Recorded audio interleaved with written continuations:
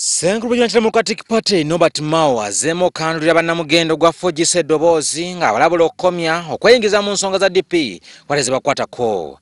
Mao asinzidde mu lukiiko lwa buli wiiki ku State House n'awera nga bw'ayinza okwatula ebyama bya nnamugendo gwa Fojise singa tebakomya kumusosonkereza.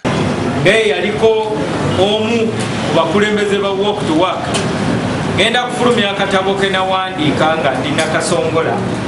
Abannayuganda bategeerere ddala biki ebyali mu bukiiko obwali butegeka Walk to Work.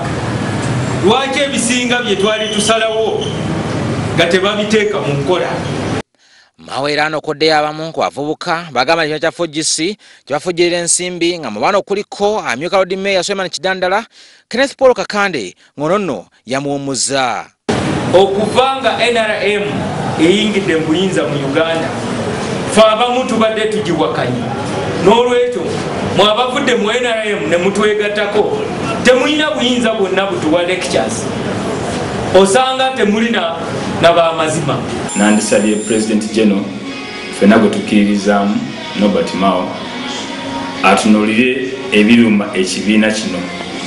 Tetulowooza nti obuzibu bw'ekibiina essaawa eno UID, tulowooza nti obuzibu bw'ekibiina kino kwe kuba nga tekirina matabi mu ggwanga lyonna, kwe kubeera nga tekirina nsimbi zimala kutambuza mirimu gyakyo.